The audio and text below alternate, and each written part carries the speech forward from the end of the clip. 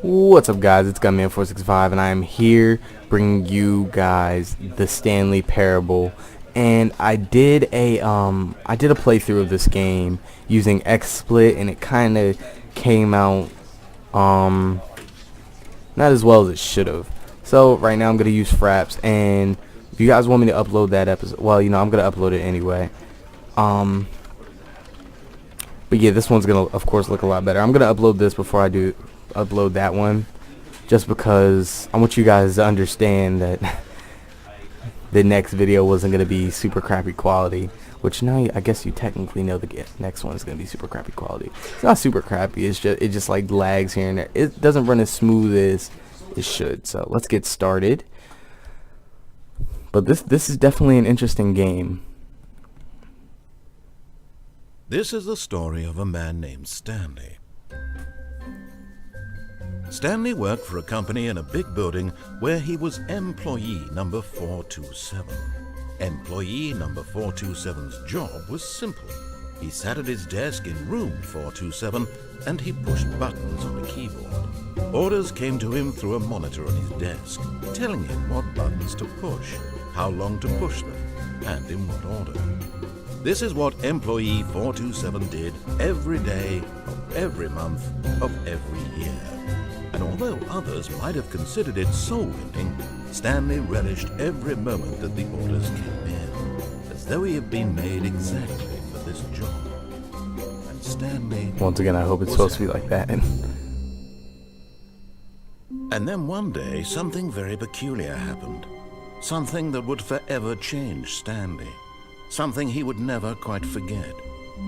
He had been at his desk for nearly an hour when he realized that not one single order had arrived on the monitor for him to follow. No one had showed up to give him instructions, call a meeting, or even say hi. Never in all his years at the company had this happened, this complete isolation. Something was very clearly wrong. Shocked, frozen solid, Stanley found himself unable to move for the longest time. But as he came to his wits and regained his senses, he got up from his desk and stepped out of his office. Okay. So, once again, we did all this. All of his co-workers were gone. What could it mean? Stanley decided to go to the meeting room. Perhaps he had simply missed a memo. Maybe. That's a cute mountain. Keep doing your thing, mountain. Yo, 422, 421, how's it going? Hey, bacteria. Wait, no, I think that's... Never mind, it's a leaf. It's okay, guys. 15. Hello? When Stanley came to a set of two open doors, this was not the correct way to the meeting room, and Stanley knew it perfectly well. Perhaps he wanted to stop by the employee lounge first, just to admire it. Exactly, and that's the exact reason why. Hello. Yes, truly a room worth admiring. It had really been worth the detour after all, just to spend a few moments here in this immaculate, beautifully constructed room. Stanley simply stood here, drinking it all in. Yep.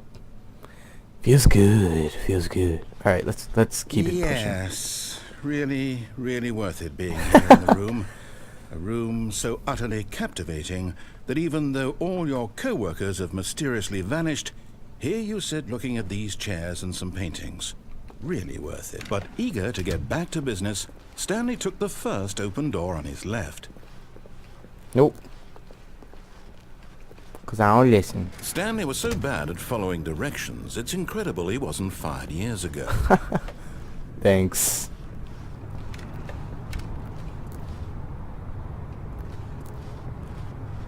What's in here? Nothing. Okay. Do not jump from cargo lift while it's in motion. But in his eagerness to prove that he is in control of the story and no one gets to tell him what to do, Stanley leapt from the platform and plunged to his death. Good job, Stanley. Everyone thinks you are very powerful. That's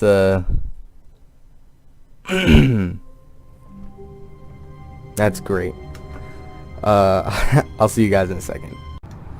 Okay, guys, we're back, and this time we're not gonna plunge to our death. Look, Actually, Stanley, use it I right think this perhaps time. we've gotten off on the wrong foot here. But I'm about to I'm sneeze. not your enemy, really, I'm not. Oh my I realize that in goodness! fact, trust in someone else can be difficult, Ew. but the fact is that the story has been about nothing but you all this time. There's someone you've been neglecting, Stanley. Hello. Someone you've forgotten about. Please, stop trying to make every decision by yourself. It's life. I'm not asking for me, I'm asking for her. For who? This is it, Stanley. Your chance to redeem yourself. To put your work aside. To let her back into your life. Who's her? She's been waiting. Probably my computer. Or are you her? Her? Her.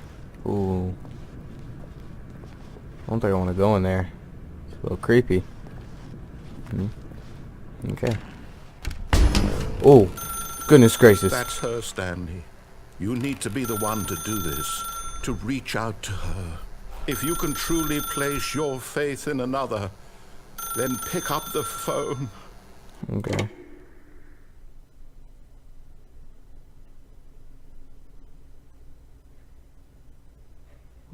What? Oh, Stanley, is that you? Hold on, sweetie. Sorry to keep you waiting. I'm just pulling the bread out of the oven. All right. Nah, she's definitely cheating on me. Okay, there we go. Hurry up. All right, now, I want you to come in and tell me all about your Oh my god, get away. Gotcha. That is creepy. Oh, come on. Did you actually think you had a loving wife who'd want to commit their life to you? That's not I'm actually trying to make very a point nice. here, Stanley. I'm trying to get you to see something. Shut up. Come inside. Let me show you what's really going on here. I want to, but I think I'm gonna go this way. Sorry, but you're in my story now. What? No, I don't want to be in your story. Where'd you go? Oh, hey, creepy. This is a very sad story Babe, about the death I'm of sorry. a I don't man know what the named dude's Stanley. talking about. Ooh. Oh, good morning. But Stanley is quite a boring fellow. He has a job that demands nothing of him, and every button that he pushes is a Babe, reminder of the don't listen to this inconsequential guy. nature of his existence. he's not really. Look at him there, pushing buttons, doing exactly what No, he's told to no. do. Now he's pushing a button. Now he's eating lunch. Now I'm not he's pressing any going more home. buttons. Now he's coming back to work. One might even feel sorry for him, except that he's chosen this life. No, I'm not. I'm not pressing anything else. Nope. Babe, don't do it. Don't do it. Just stand there.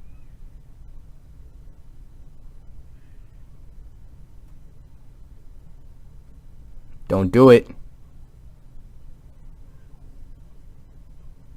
Don't listen to him. I know times are hard right now, babe. But you got to get through it with me. Okay? All right? Don't press the buttons. Don't give me that look. We're in this together. Oh yeah, put some clothes on. Got people watching. No? Alright, well then I'm leaving. I'm taking the kids with me. Sorry, I'm too fat to fit through this. Yeah, okay. But in his mind, he can go on fantastic adventures.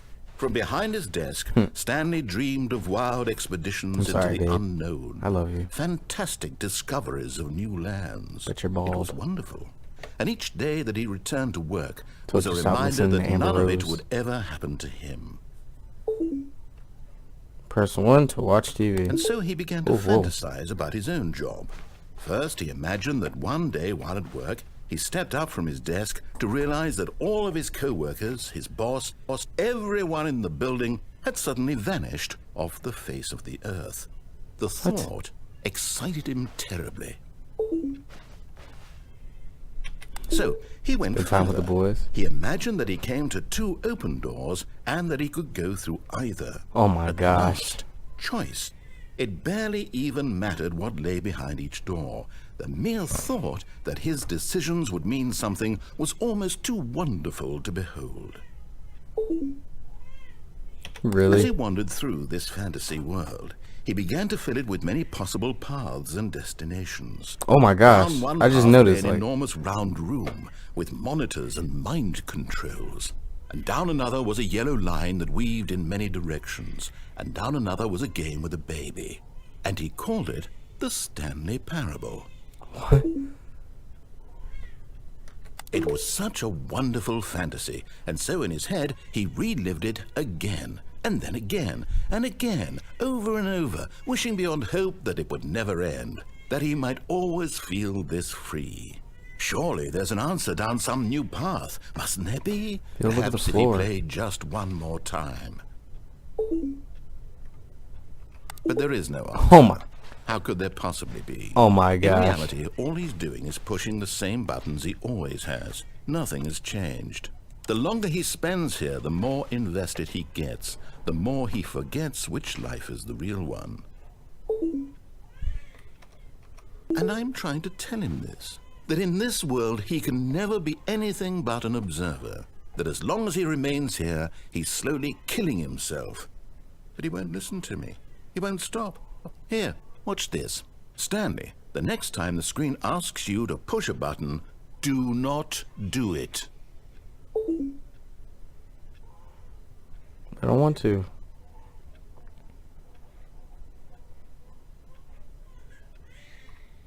You see?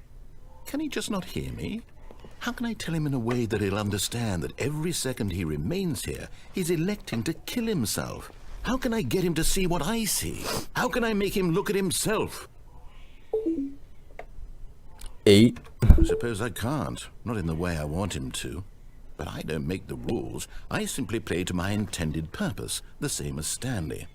We're not so different, I suppose. I'll try once more to convey all this to him. I'm compelled to. I must. Perhaps, well, maybe this time he'll see. Maybe this time. And I tried again. Please die. Stanley pushed a button. And I tried again. And Stanley pushed a button. And I Really?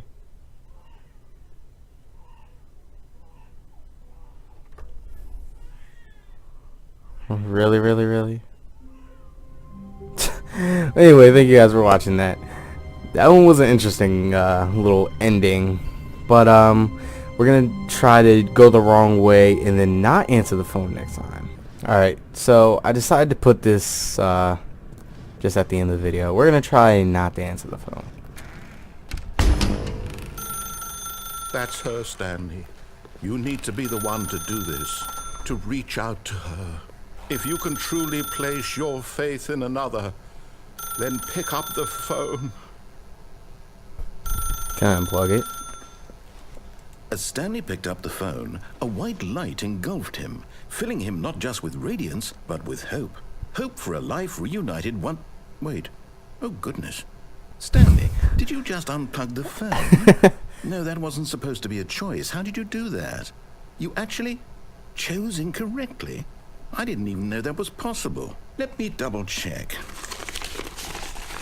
No, it's definitely here, clear as day. Stanley picks up the phone. He's taken to his apartment where he finds his wife, and the two pledge themselves to one another. Music comes in, fade to white, roll credits. Not picking up the phone is actually somehow an incorrect course of action. How is that even possible? None of these decisions were supposed to mean anything. I don't understand. How on earth are you making meaningful choices? What did you... Wait a second. Did I just see...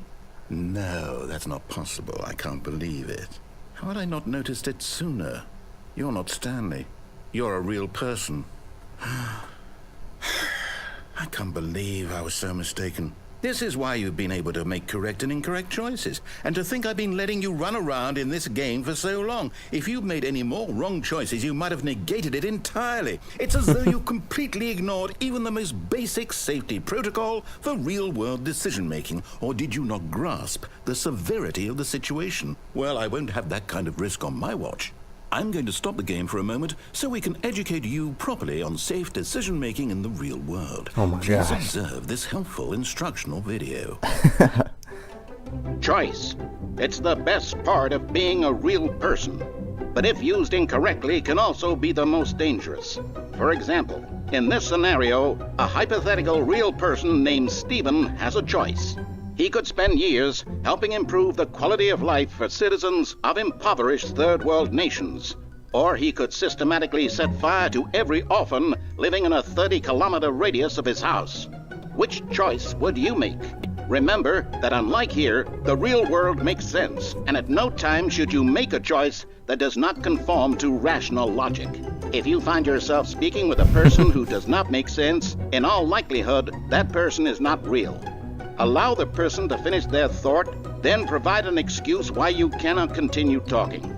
Turn to a partner and practice saying, "My goodness, is it 4:30? I'm supposed to be having a back, sack, and crack."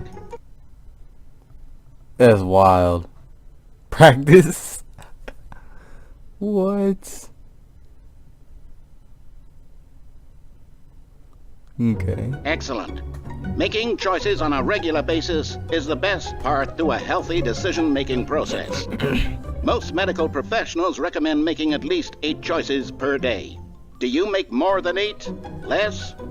And finally, if you begin to wonder if your choices are actually meaningful and whether you'll ever make a significant contribution to the world, just remember that in the vast infiniteness of space, your thoughts and problems are materially insignificant, and the feeling should subside. At this time, your instructor will guide you in an exercise to test and reinforce the material covered in this video. What the heck? You may have noticed that this room has begun to deteriorate as a result of narrative contradiction. But not to worry. Now that you're properly informed on good decision-making, we're going to revisit a choice you made just a few minutes ago and see what the correct thing to do would have been. This way, please. Hands on the phone now. Can I click on any of this?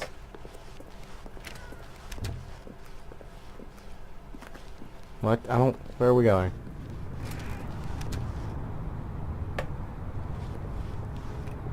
What is this?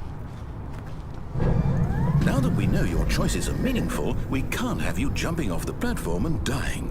Imagine the main character dying senselessly halfway through the story. That story would make no sense at all. True. We just need to get you home as soon as possible before the narrative contradiction gets any worse. Unfortunately, it seems this place is not well equipped to deal with reality.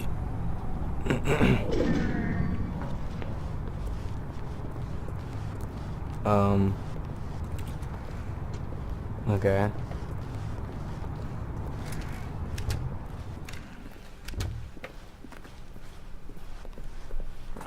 I don't really know what I should do.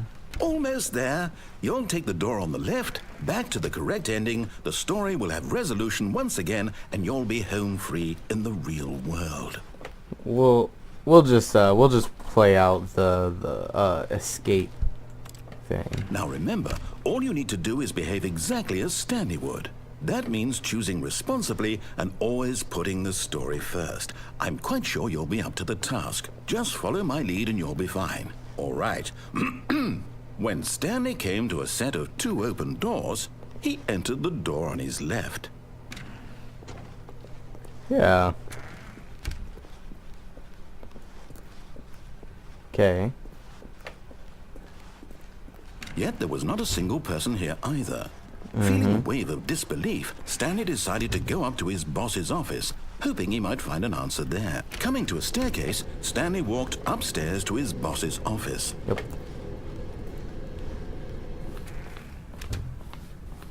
Oh. It's different.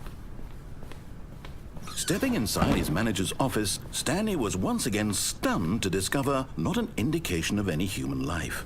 Shocked, unraveled, Stanley wondered in disbelief who orchestrated this, until he saw the door with a voice receiver next to it. Surely behind this door lay all the answers to his questions.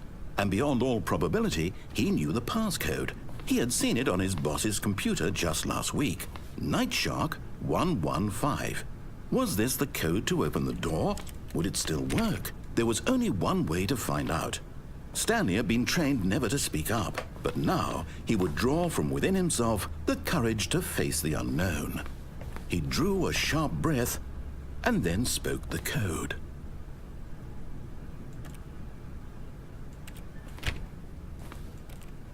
Shark 115. Stanley spoke the code. Night Shark 115. He spoke it into the receiver, right there on the wall. Am I supposed to say it? Night Shark 115. I'm sorry, is there a problem? You didn't... Am I supposed to...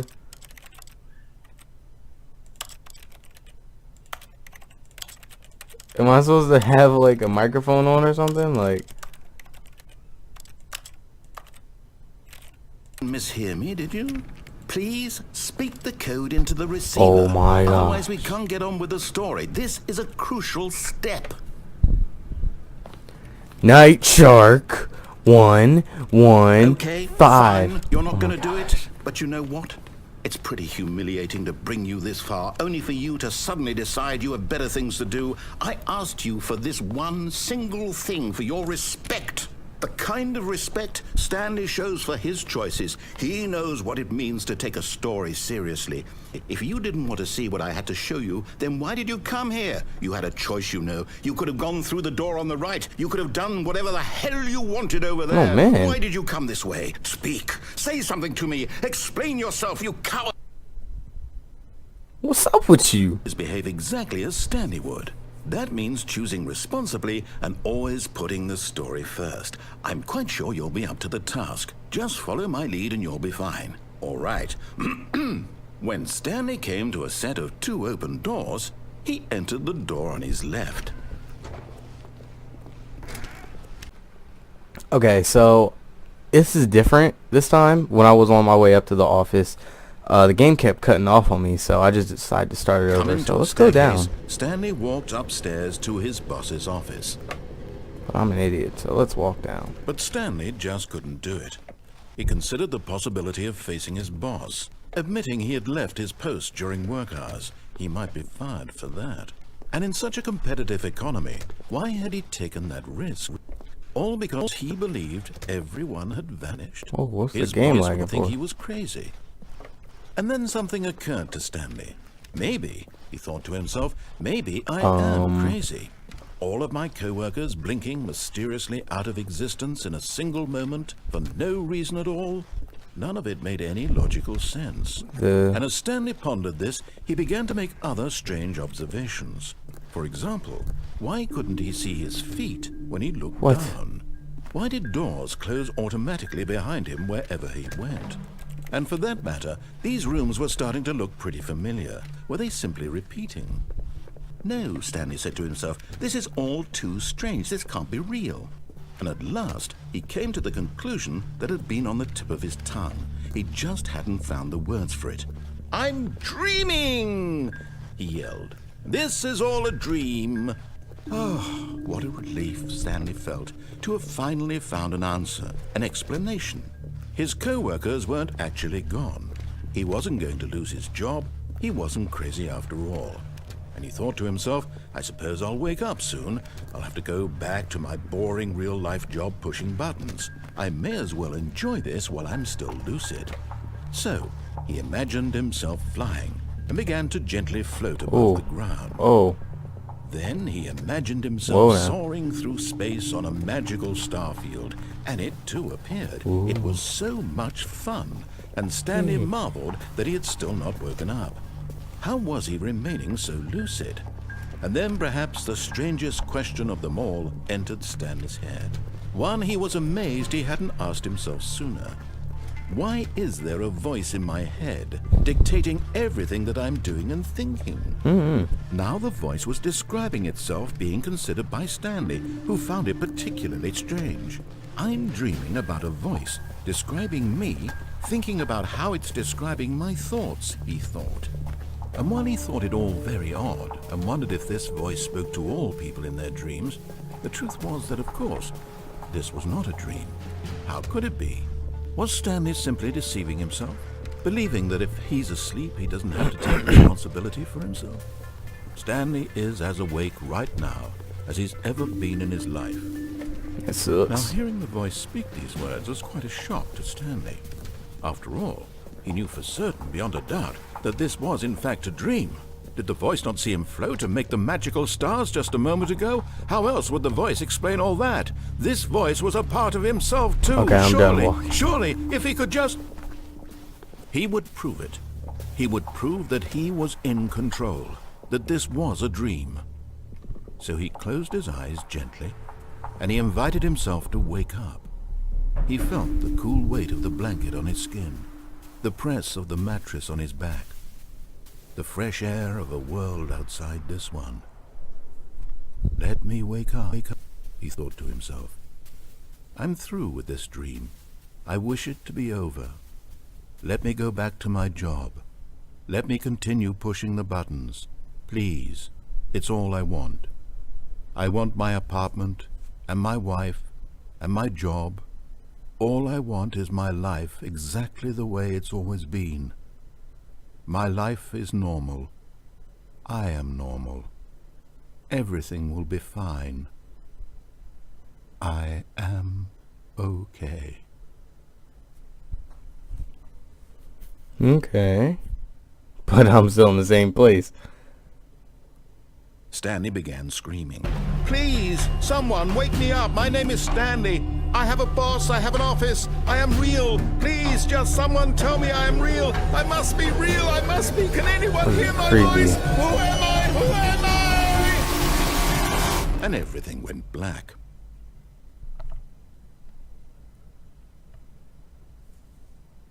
This is the story of a woman named Mariella. What?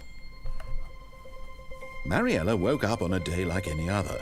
She arose, got dressed, gathered her belongings, and walked to her place of work. But on this particular day, her walk was interrupted by the body of a man who had stumbled through town talking and screaming to himself, and then collapsed dead on the sidewalk. And although she would soon turn to go call for an ambulance, for just a few brief moments, she considered the strange man. He was obviously crazy. This much she knew. Everyone knows what crazy people look like. And in that moment, she thought to herself how lucky she was to be normal. I am sane. I am in control of my mind. I know what is real and what isn't. It was comforting to think this, and in a certain way, seeing this man made her feel better. But then she remembered the meeting she had scheduled for that day. The very important people whose impressions of her would affect her career, and by extension, the rest of her life. She had no time for this, so it was only a moment that she stood there, staring down at the body. And then she turned and ran. Okay.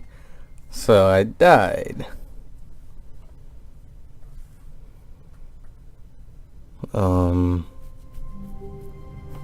Wait, what is this? What is All of this his different? co-workers were gone. What could it mean? Stanley decided to go to the meeting room. Perhaps he had simply missed a memo. When Stanley came to a set of 2 open doors, he entered the door on his left. All I want to do is go to the office and take the escape way out. I haven't done that yet. Yet there was not a single person here either. Feeling a wave of disbelief, Stanley decided to go up to his boss's office. Coming to a staircase, Stanley walked upstairs to his boss's office. Yep. Please let it be the right one. Alright. Stepping into his manager's office, Stanley was once again stunned to Super discover 85, not an I don't know. indication of any human life. What could it mean? Stanley wondered aloud to nobody. He began wildly tearing through papers on the boss's desk, pulling books off the shelf, looking behind paintings, desperate for clues to his situation. But his attention was caught by a keypad behind the boss's desk. What could its purpose be? In fact, This keypad guarded the terrible secret that lay buried below his... Stanley was in such a rush to get through the story as quickly as possible, he didn't even have a single minute to just let the narrator talk. That kind of anxiety isn't healthy, so he relaxed for a few moments with some calming New Age music. Okay. There's a camera watching my every movement. Feeling soothed and rejuvenated, Stanley calmly walked forward into the opened passageway.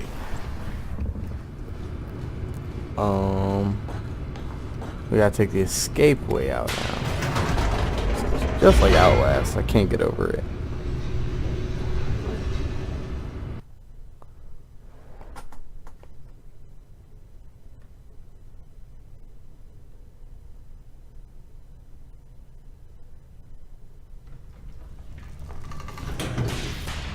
Alright, so we should be coming Stanley up on walked the straight escape ahead route through the right large here. door that read Mind Control Facility.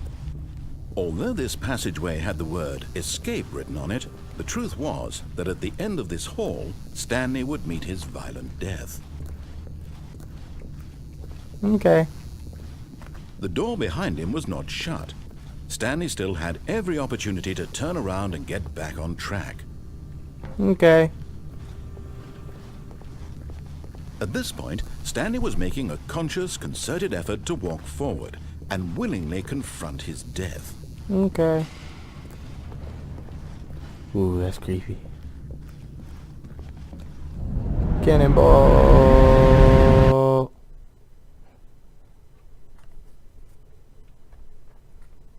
Is that it? Oh yeah. Oh.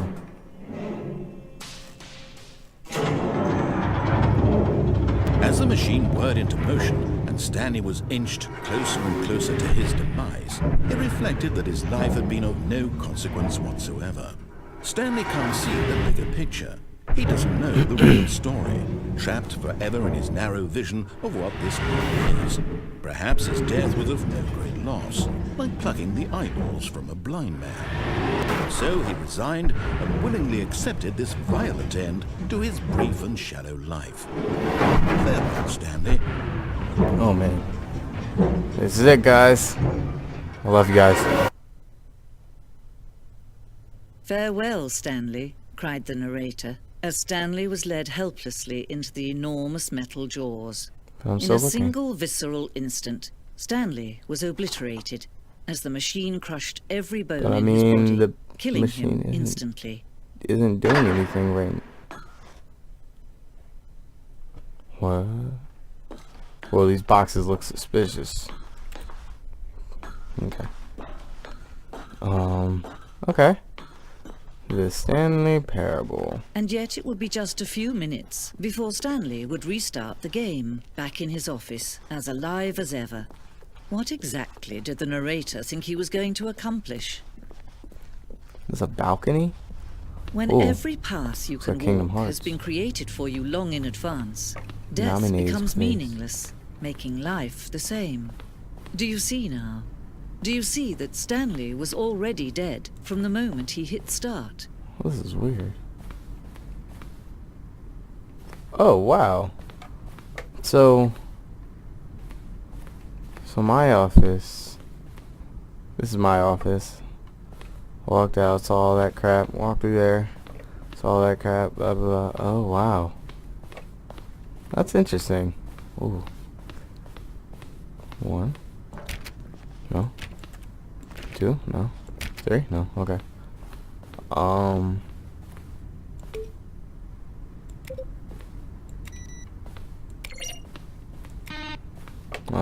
okay. Oh man, there's 2 ways I can go. There's too many choices for me.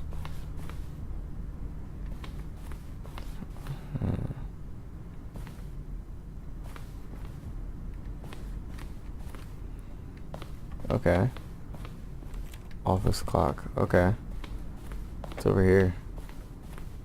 It's like a gallery. I don't want to go there. Underground. Okay, that's the old escape thing. Stanley pushed the orange lever. I hear voices.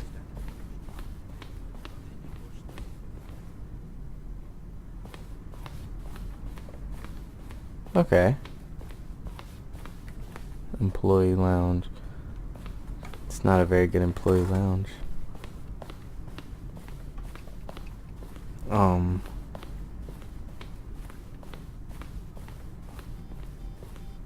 Ooh. Come back. Okay. Oh, bright windows. Just like so amazed. What is this? Zending? What is this? Oh. Game is now paused. Oh. Interesting.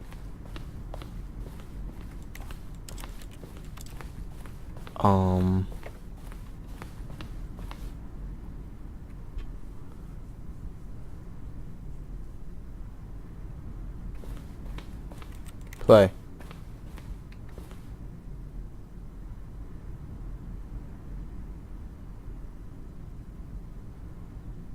Okay, we're not gonna watch the trailer. So I'm confused. Like, I understand this is I guess this is part of the game.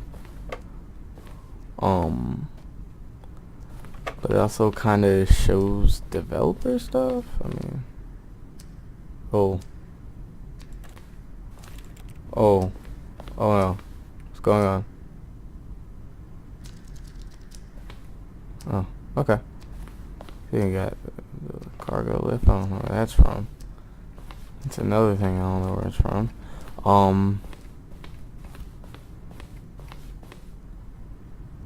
Okay. Point of Stanley remake is to lose. Oh, well, we came out on this side. Okay, just trying to explore as much as I can, you know? Oh, man. Alien base.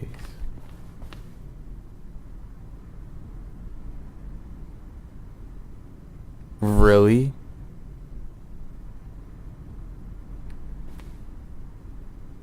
That would have been cool.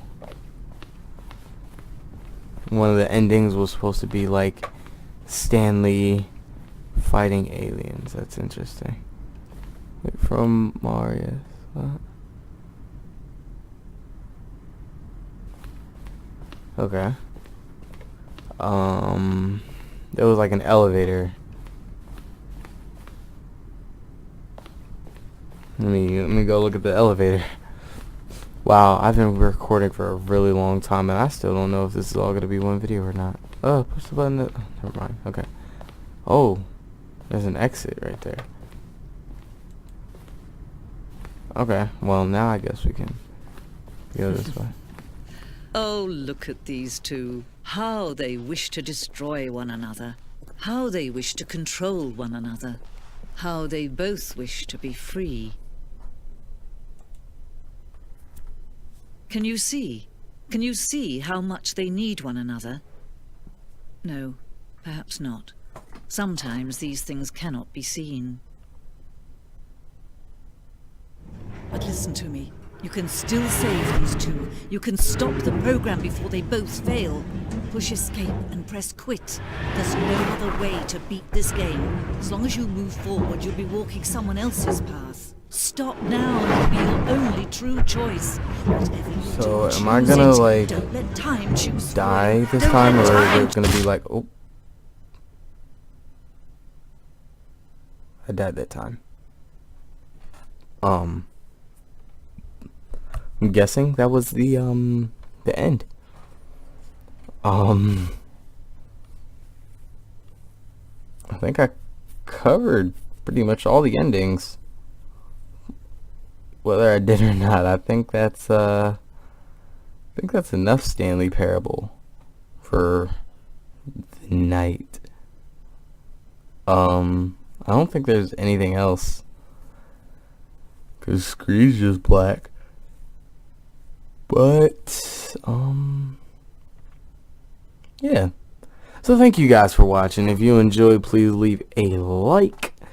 And I'm still looking for another game to let's play. If you got any suggestions, comment down below or something, I don't know, so I can add it to my suggestions list and we can get that all figured out. And this has been Gunman 465 bringing you the Stanley Parable.